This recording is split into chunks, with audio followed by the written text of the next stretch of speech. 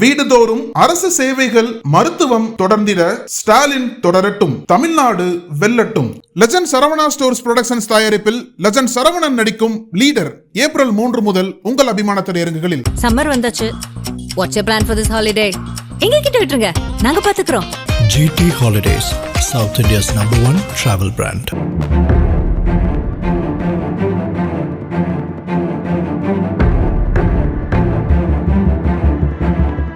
சட்டமன்ற தேர்தலையொட்டி தமிழக தேர்தல் களம் அனல் பறக்க தொடங்கியுள்ளது. கடந்த முறை போன்று காங்கிரஸ், விசிக, சிபிஎம், சிபிஐ உள்ளிட்ட கட்சிகளுடன் திமுக கூட்டணி அமைத்து தேர்தலை சந்திக்கிறது.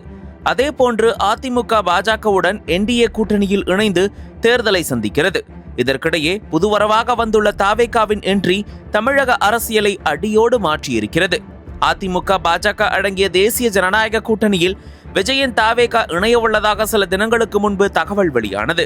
புதிதாக கட்சி தொடங்கிய போதே திமுகவை அரசியல் எதிரி என்றும் பாஜகவை கொள்கை எதிரி என்றும் விஜய் பிரகடனப்படுத்தினார். மேலும் ஆட்சியில் பங்கு, அதிகாரத்தில் பங்கு கொடுக்கப்படும் என்றும் அறிவித்தார். ஆனால் தாவேகாவுடன் எந்தவித கட்சியும் கூட்டணியில் இணையவில்லை.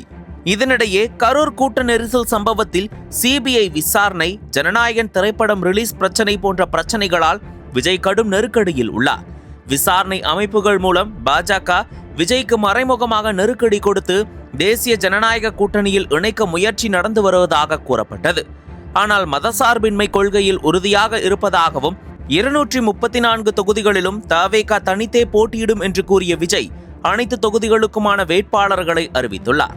விசாரணை அமைப்புகள் மூலம் பாஜக விஜய்க்கு மறைமுக நெருக்கடி கொடுத்து தேசிய ஜனநாயக கூட்டணியில் இணைக்க முயற்சி செய்வதாக சில அரசியல் வட்டாரங்கள் கூறின.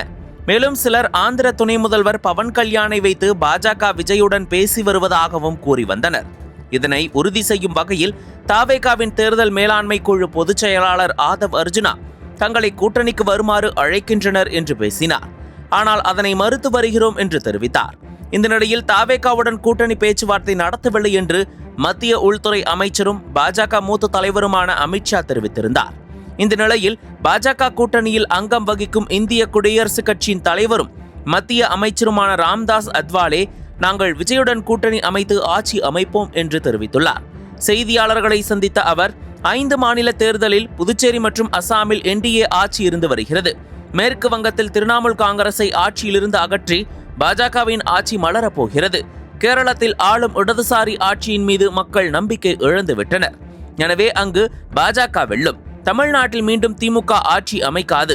விஜயும் களத்தில் இருக்கிறார். தேர்தலுக்கு பிறகு பெரும்பான்மை கிடைக்காமல் போனால் தாவேகா தலைவர் விஜயுடன் பேசி என்டிஏ கூட்டணி ஆட்சி அமைக்கும் என்றார்.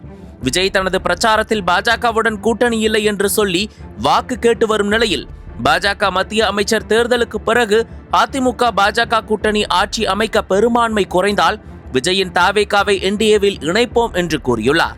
இது தற்போது பலத்த சந்தேகத்தையும் பரபரப்பையும் எழுப்பியிருக்கிறது. நக்கீரன் டிவிக்கு சப்ஸ்கிரைப் செய்யுங்கள். உங்கள் ஆதரவே எங்கள் பலம். ஆசிரியர்களுக்கு நண்பனாகவும் மாணவர்களுக்கு ஆசானாகவும் திகழும் தேர்வு வழிகாட்டி. ஒவ்வொரு பாடத்திற்கும் அனுபவமிக்க ஆசிரியர்களின் துல்லியமான தெளிவான விடைகள். CNC இருக்கு, தேர்வு பயம் எதற்கு? இது தீரன் பப்ளிஷிங் ஹவுஸ் விற்பனை வெளியீடு.